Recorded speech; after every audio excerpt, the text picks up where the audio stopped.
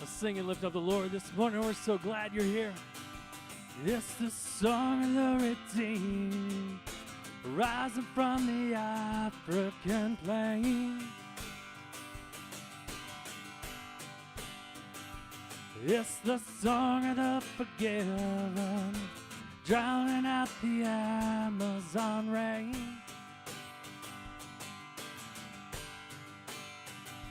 A song of Asian believers, filled with God's holy fire.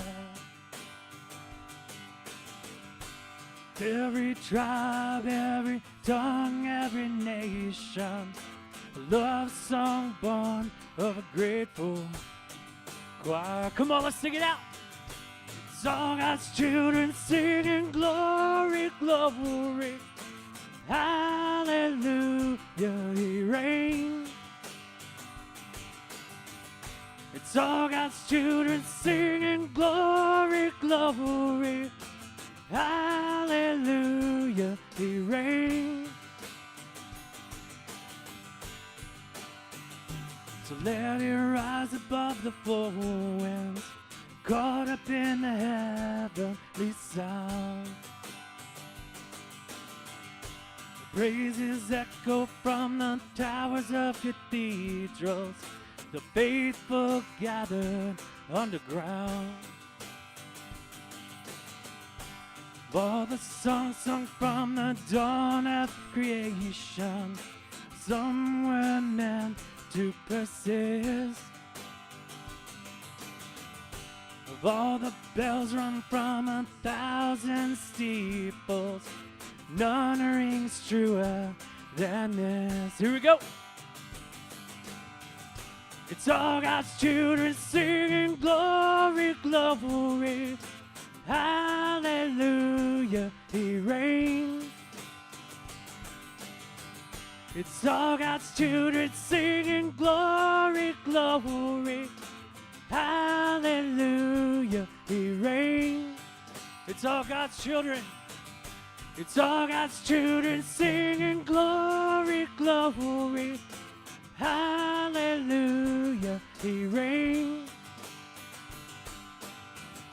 It's all God's children singing glory, glory. Hallelujah, He reigns.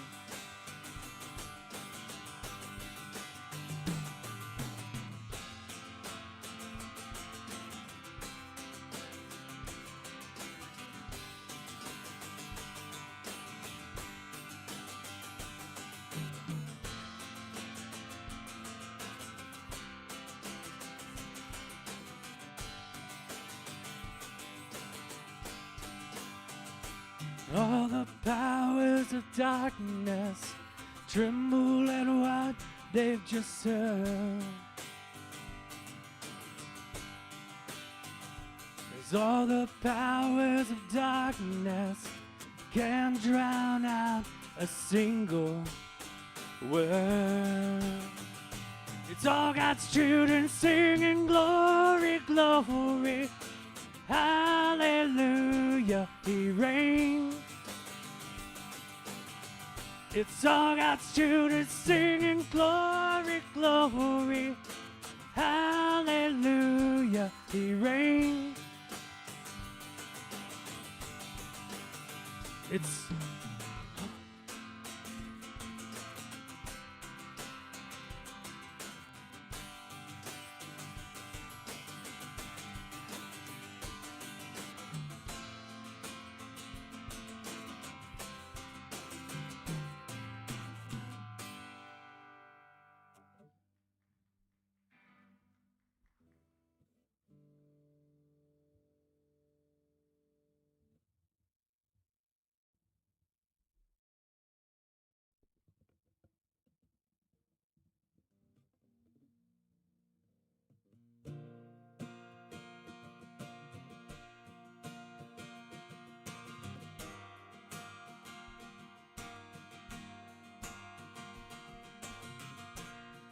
I woke up in darkness,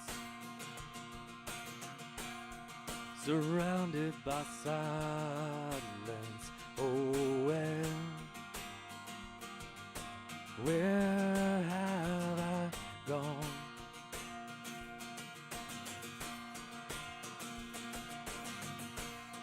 I woke to reality, losing its grip on me. Oh, where have I gone? And I can see the light, for I see the sunrise. You called and you shouted, broke through my darkness. Now I'm breathing in, breathing out. I'm alive again. You shattered my darkness, washed away my blindness. Now I'm breathing in, breathing out. I'm alive again. Late have I loved you. You waited for me, I searched for you. What took me so long?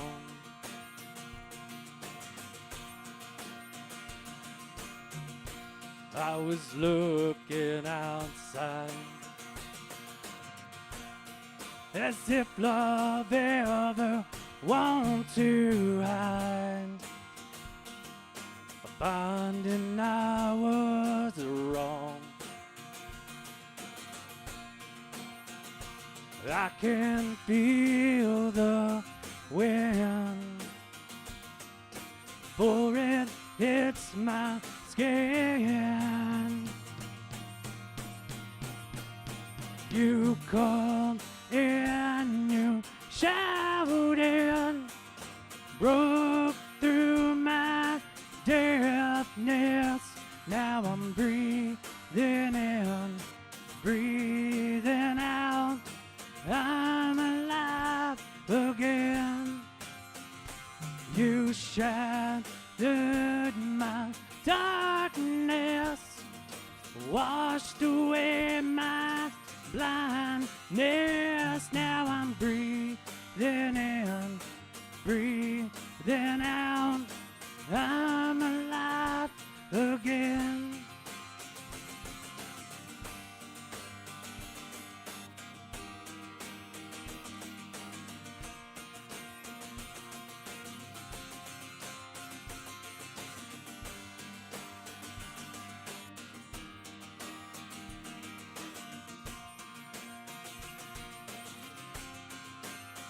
Cause I want you, yes I want you, and I need you, and I'll do whatever I have to, just to get through. Cause I love you, yes I love you. You called and you shouted and broke through my darkness. Now I'm breathing in, breathing out. I'm alive again. You shattered my darkness, washed away my blindness. Now I'm breathing in, breathing out. I'm alive again.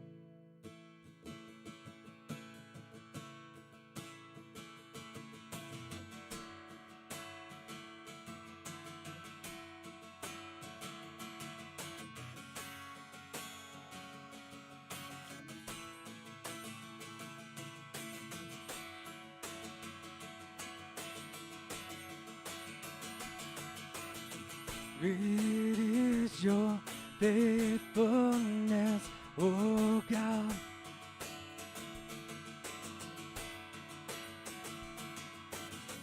You wrestle with the sinner's restless heart. You lead us by still waters into mercy, and nothing can keep us apart. So remember your people. So remember your people. Remember your children. Remember your promise, oh God. Your grace is enough.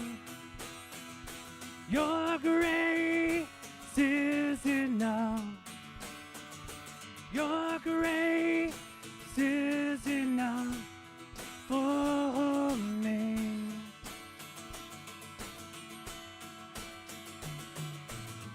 Great is your love and justice, God of Jacob.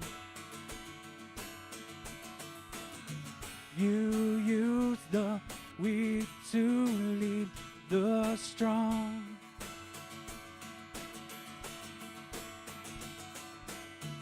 You lead us in the song of your salvation. And all your people sing along. So remember your people. So remember your people. Remember your children. Remember your promise, oh God. Your grace is enough.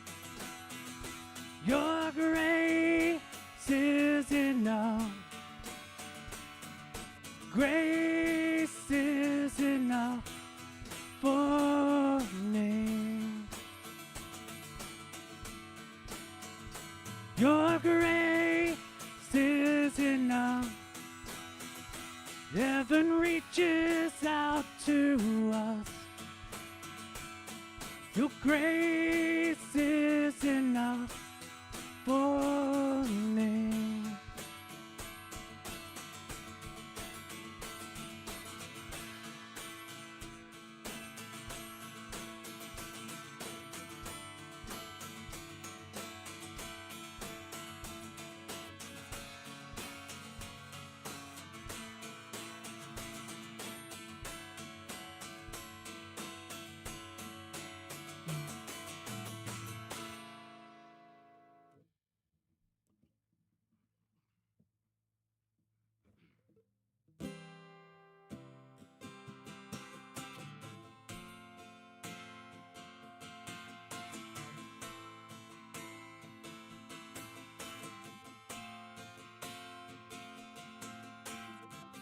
No place I would rather be. No place I would rather be. No place I would rather be than here in your love, here in your love. No place I would rather be. No place I would rather be. No place I would rather be than here in your love, here in your love.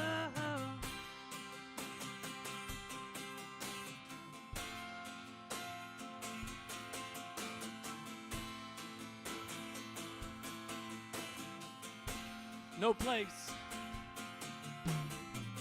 No place I would rather be.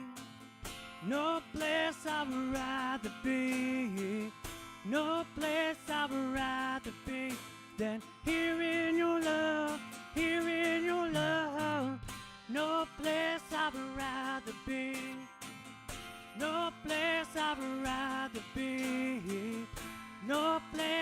would rather be than here in your love, here in your love. So set a fire down in my soul that I can't contain, that I can't control. I want more of you, God. I want more of you, God. So set a fire down in my soul that I can't contain, that I can't control. I want more of you, God. I want more of you, God.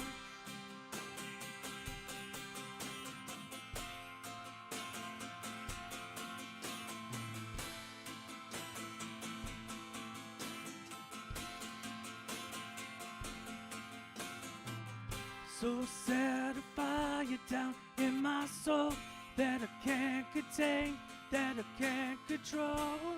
I want more of you, God. I want more of you, God. So set a fire down in my soul that I can't contain, that I can't control. I want more of you, God. I want more of you, God.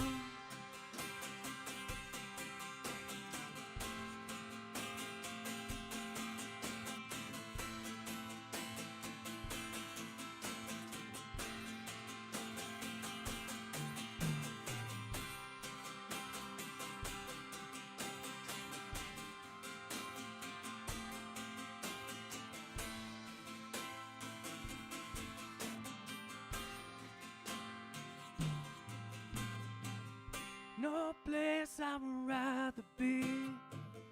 No place I would rather be. No place I would rather be than here in your love, here in your love. No place I would rather be. No place I would rather be. No place I would rather be than here in your love, here in your love.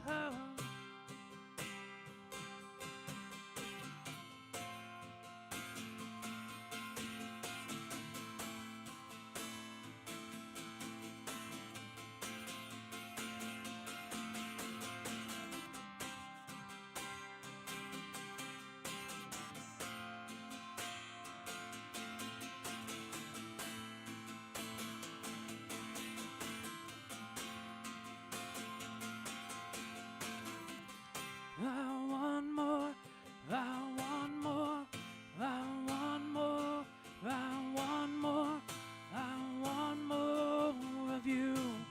Pour it out. I want more, I want more, I want more, I want more, I want more of you. Pour it out. So set a fire down in my soul that I can't contain, that I can't control. I want more of you, God. I want more of you, God. So set a fire down in my soul that I can't contain, that I can't control. I want more of you, God. I want more of you, God.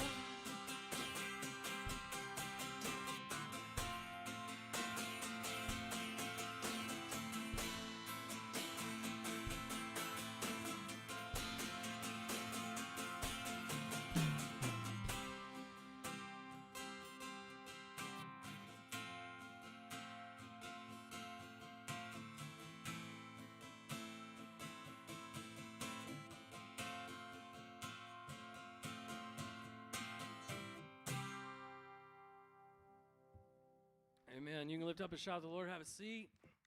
Woo.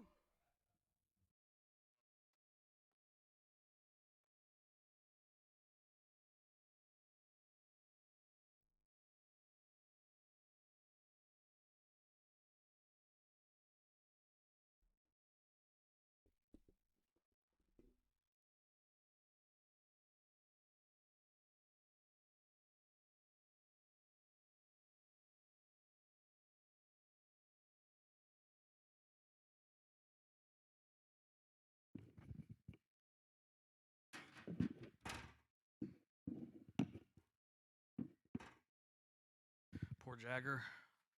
My spirit was willing, my voice was weak. Felt like I needed to give him the microphone. He was wailing and having a good time and worshiping the Lord this morning. Thank you, praise team. You guys are always awesome. I appreciate your willingness to serve and to help and to lead worship for these folks. And you guys singing is always amazing. A couple things that we didn't get on the first announcement session, but I've got a couple other things. Jason and Shelly are at the hospital with their son Tim and Emily, and they were dilated 10 centimeters about an hour and a half ago, so we're going to get another little baby.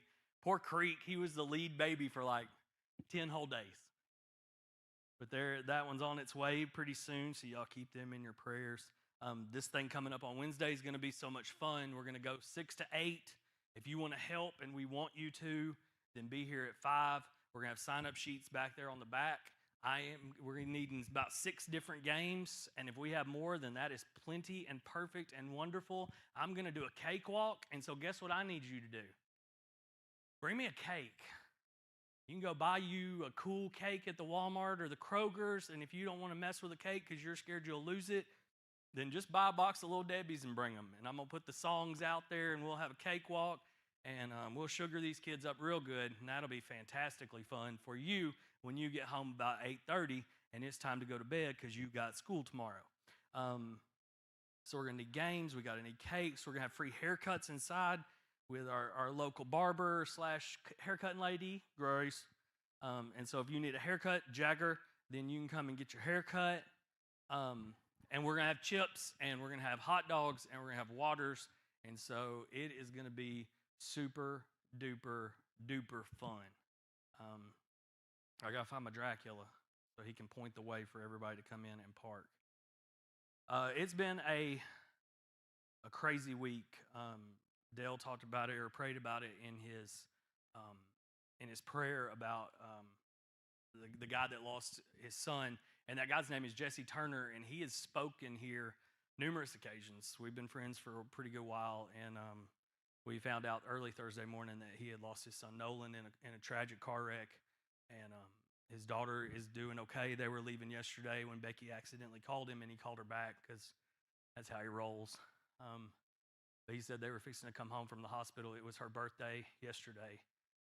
And then the mom, she is not doing well at all. And so we need to remember Courtney in all of our prayers. And then about 1:30 this morning, me and Becky got the call that our friend in Clarksville had passed away, that had been battling with cancer and kicking cancer's butt for so long. But she passed.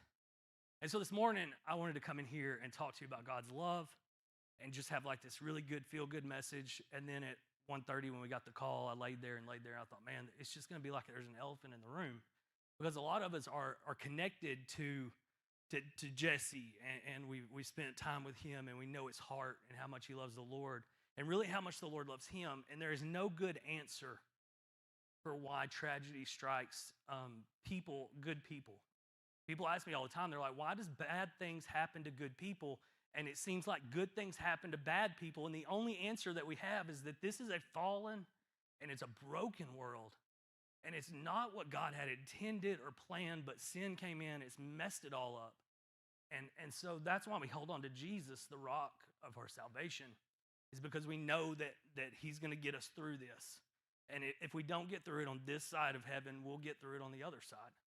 And so as I laid there in the bed this morning, and I got up and I laid down and I got up and I laid down 45 times, I wanted to talk to you this morning about grief and how grief can be good if it's something that we use to process and to grow from. And next week we'll have love.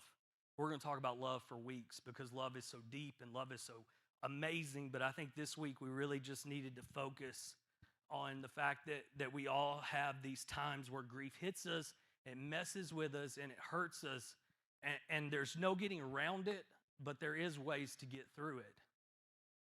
I hate to tell you that some of my greatest learning that I've done as a counselor comes from Charlie Brown, the comic book character. Charlie Brown seems to be the man who struggles with grief the most often. He has people and family and friends around him at all times, and we tried to watch Charlie Brown and the Great Pumpkin last week, and it was a disaster because it is not as flashy as the cartoons that kids watch these days, but if you've ever watched it, you know there is always going to be that scene where Lucy, bless her heart, is going to tell him, Charlie Brown, let's kick this football. I'll hold it for you. And Charlie Brown knows she's going to move it. And she promises and she tells him, no, this time will be different. It's going to be great, Charlie Brown. You're going to love it. You're going to kick the ball so far. And he finally gives in. And he steps back and she's holding that ball on her toe just right, perfect for the kick. And he runs and he goes to kick it. And she moves the ball and he falls flat on his back. And he says those two words. The first one's a 4-letter word. He says, good. That's not the 4-letter word some of you use, is it? We don't start out with that one when we're angry or upset or hurt. He says, good grief. He loses again. And we all lose, and we all fall flat on our backs. And you may be sitting in here going, well, I haven't lost a loved one, or I'm not even connected to this, and that's okay. We get prepared sometimes with messages like this for when the time does come, because grief is not just pigeonholed to be when you lose a loved one or they pass away, but people experience grief in their lives in so many different ways. A loss of a friendship, a loss of a job, a home, a car, your dream. Some people lose independence as they grow older. Some people grow older and they go, you know what? This isn't what I planned. I didn't plan that my back was going to hurt all the time, Miss Susan. I didn't plan that. And so sometimes I wake up and I'm like a question mark. And I think, good grief.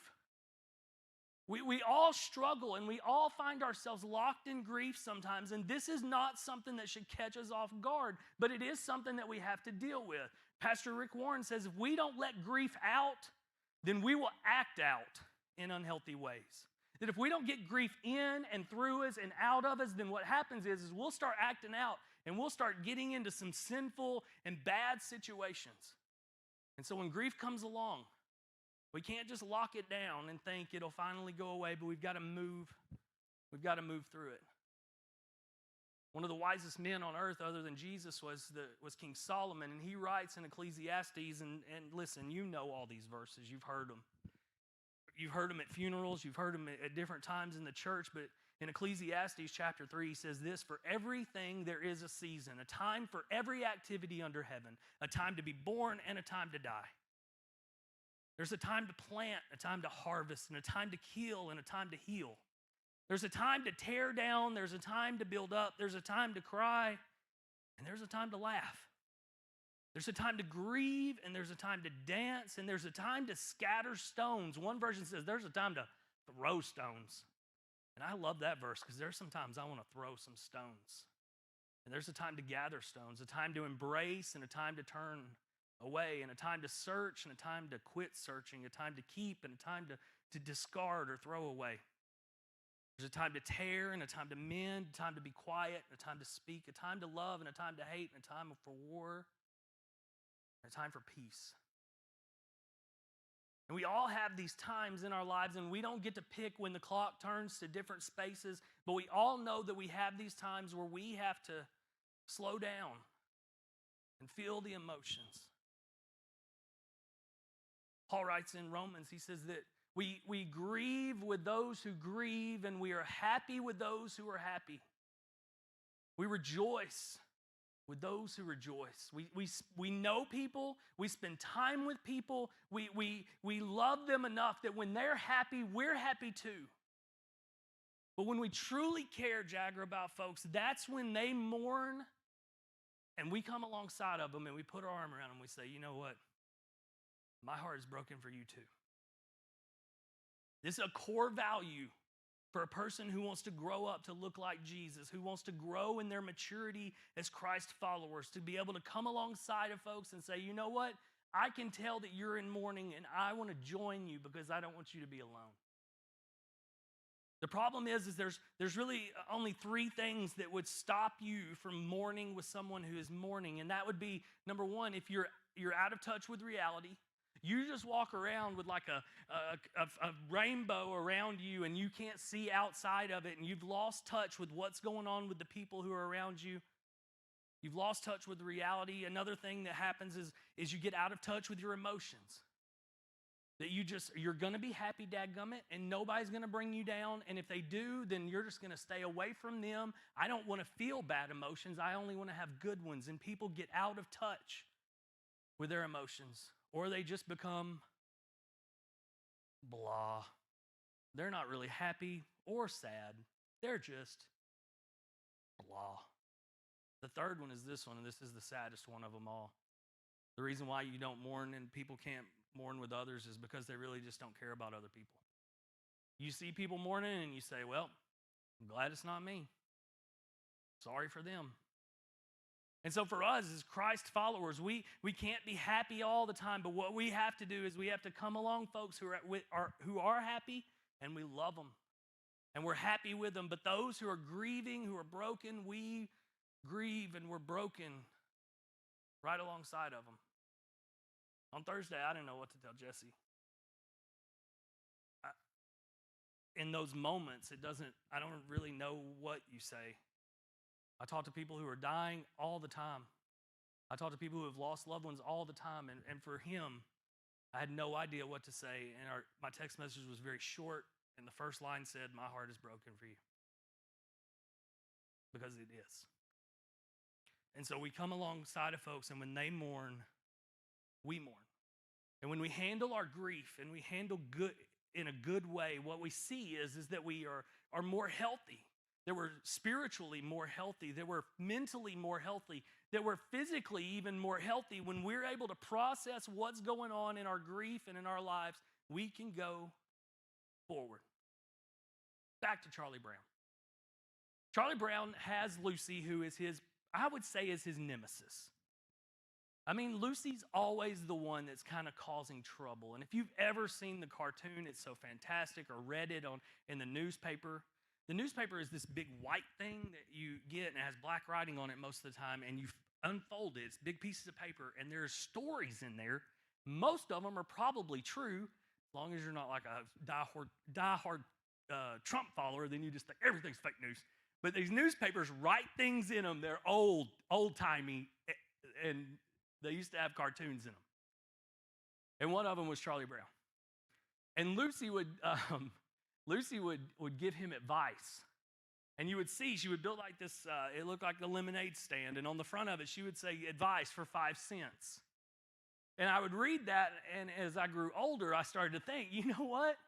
I've had some Lucys in my life who gave me advice. And their advice was worth 5 whole cents.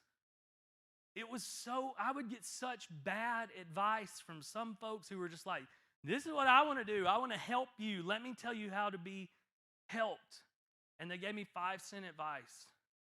And for you and for me, when we're in grief, we have to be very careful on who we let speak to us and give us advice. Because sometimes people mean the best, but what they say is actually just the god-awful worst. I've seen people lose loved ones, and a person who meant the best would say to him, well, at least you have so-and-so with you still. They would say something like that. Well, I know you just lost your home, but at least you still got your car. I know you just lost your husband, but at least you still have your children. And in times of hurt and times of pain, sometimes the best thing you can do is just cry with them or stand next to them. We have to be very careful, and I have to remind myself of this and be very careful that sometimes I don't need to give them advice, especially 5-cent advice. I just need to be there and be present. I do this in my job a lot, being able to talk to folks and help them remember good times and good memories, and being able to help folks kind of unpack their grief. And me and Danny, that's what we do for a living outside of these 4 walls. And so we spend a lot of time talking to folks and trying to give advice when it's possible, but not 5-cent advice. And so you guys, be very careful. When you grieve, don't let Lucy get in there and give you bad advice, because you'll get stuck. If we don't process our grief, we get stuck in our grief. listen, this is a very true point, and this is one of the biggest and strongest things that really hit me, is that if you don't process your grief, you get stuck in that grief at that time. Let me give you an example. I talk to kids who are in the teenagers, and their parents got divorced, and let's say this one was about 14 years old. 14-year-old boy, his parents got divorced. It was very traumatic, heartbreaking, gut-wrenching thing to happen to him. He never processed the grief of it, and what happened is he went on and just kept on living life, but emotionally, he never matured. Because he didn't process his grief, he got stuck as an emotional 14-year-old, even though he grew up to be 40. And so when you don't process the things that have gone on in your past, and for some of you, you're still young and you're growing, if you don't process these things that bother you and hurt you and break you, if you don't do it, then what happens is you get emotionally stuck and you can't mature. And so it's so important for us to be able to process, talk, work through, get good advice, and grow as Christ has built us and made us to do. And so this morning I want to give you a couple of ways to apply grief and steps that can kind of help you as you go through grief, or you're seeing somebody go through grief, then you can come alongside of them and you can see that these steps kind of help work and help them to grow and to still maintain. The first point is this. We have to be very careful not to camp out in our grief, but that we also shouldn't run through it. We all know those folks who, when they get into grief, they bring a tent and build a little campfire, and that's where they get stuck. Or if you're like me, you run through it like a marathon race. How fast can I get through this course? But grief takes time, and it takes energy, and it takes everybody different amounts of time to work through. But grief is really like this ocean, and you have to work through it. You can't go around it, and you can't go under it, and you can't go around it. You've got to work. You got to work through it. When the storms of life come and they bring grief, we look to the Bible and what the Bible says to bring us comfort and to bring us strength. And I always remember the story of Jesus standing in the boat, and all of the guys are so afraid, and they're overcome with fear and sadness and all of these emotions that have hit because they think we're fixing to drown. And Jesus is asleep. And he wakes up and he says to the storm, "Peace, be still." For many of us, as we go through grief, we need to remember those words of Jesus to help calm us, to help center us, so that we don't camp out and get stuck, but that we don't rush through either. The second one is this. Maintenance is important to your health. Maintaining good health is so important, and especially when you're in grief, you need to make sure that you're maintaining proper mental health. That's why we have counseling. That's why we have accountability partners. We have people that will come alongside of us. That's why we have Wednesday nights where you can get in a group and talk to folks and tell them what you're struggling with and what's breaking you and what's hurting you. And they can come alongside of you and still help you and hold you through all of that. That you're not alone, but it's very important for you to keep maintaining proper physical health and mental health and spiritual health and emotional health. The third one is this. Storms come to everyone. There is no one that is just like out of bounds when it comes to grief. When Jesus in chapter 7 of Matthew is talking about the men who built their house, one on a rock and one on the sand. And when the storm came, the sand began to erode and the house fell, but the house that was on the rock, it kept standing. And everybody goes, "Well, Lord, I'm just going to build my house on the rock, and I'm never going to have to worry about anything." But the point of the story I think so many of us miss is the storm came to both houses. The rock house didn't miss out on the storm. It just stayed strong through it. And so for me and for you, we can't be caught off guard when we get the calls in the middle of the night. We can't get caught off guard when we have grief just hit us straight in the face. Because like I said at the beginning, it comes. And it's because this world is broken and it's messed up. But God is with us. So we don't get caught off guard when the maintenance light kicks on our car and it dies. Or when our insurance says they're not going to pay for our wreck or our premiums go up. We don't let the things of this world catch us off guard because the storm comes to everyone. Point number 4. Jesus is our example and he's our help. Jesus saw the storm of grief coming to him when he was about to go to the cross, and he said, Lord, not my will, but yours be done. If I can get around this, Lord, I'll do it, but Lord, it's not about what I want to do, it's about what you want me to do. And so for some of us, we have to have that kind of mindset that says, you know what, Lord, I don't want to go through a grief situation, but God, if it's what you want me to go through, then I'll hold on to you, I'll watch you. Jesus, he knows loss too. He's not immune. He wasn't immune to it as he was fully God and fully man on earth. He was out doing his ministry and just being the great Jesus that he was. He was healing people and helping people. And then all of a sudden, a guy shows up, a messenger shows up, and he says, hey, your friend Lazarus is so sick and he's about to die. And Jesus and Lazarus and Mary and Martha, they were so close. They were friends. When Jesus came to their town, that's who he stayed with. That was his buddies. He loved them. He ate dinner with them, and he spent the night over there at their house. And I'm sure he told them jokes, and they laughed, and they were friends. And he's just doing ministry and doing the things that Jesus does. And then all of a sudden, he gets the word, Lazarus is going to die.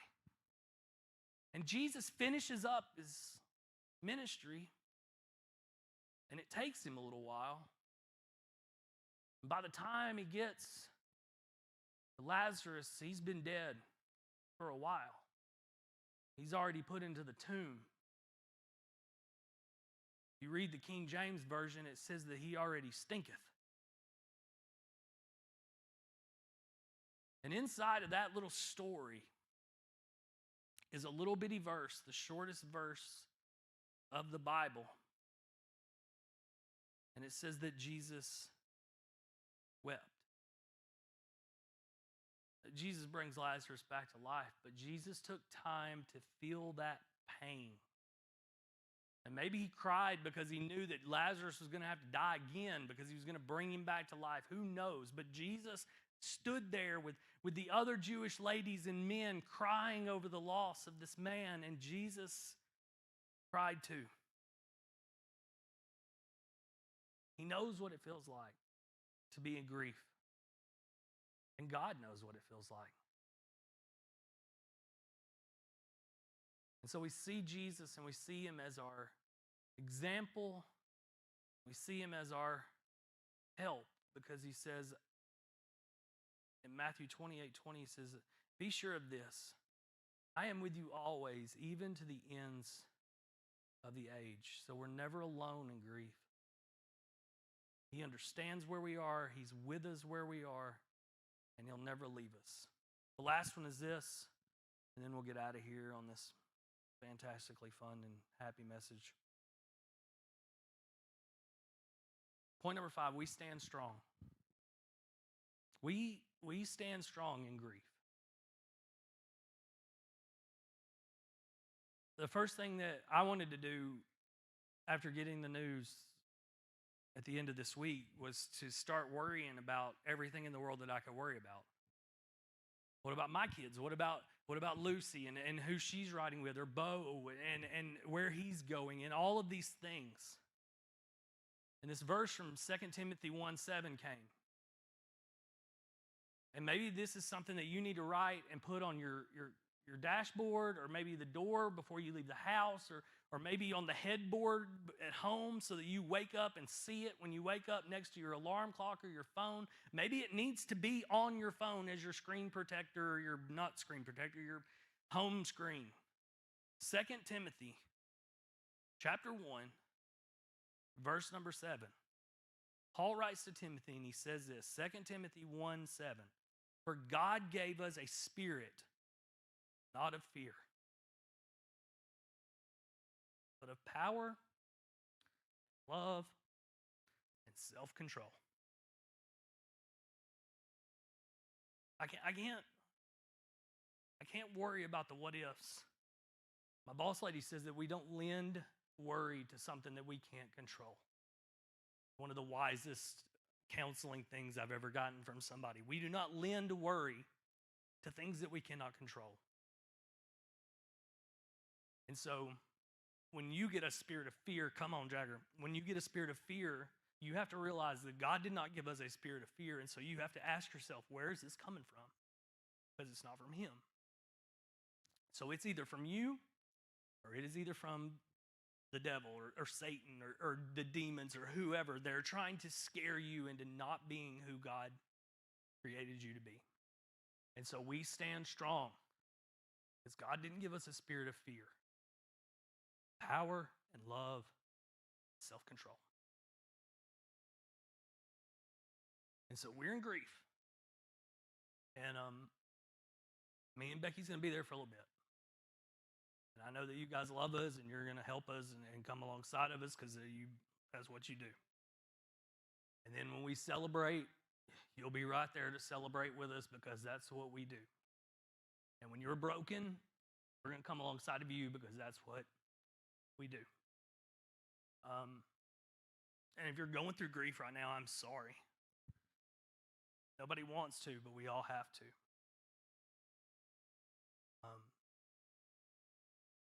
But we move forward and we move through it. We're not alone in it.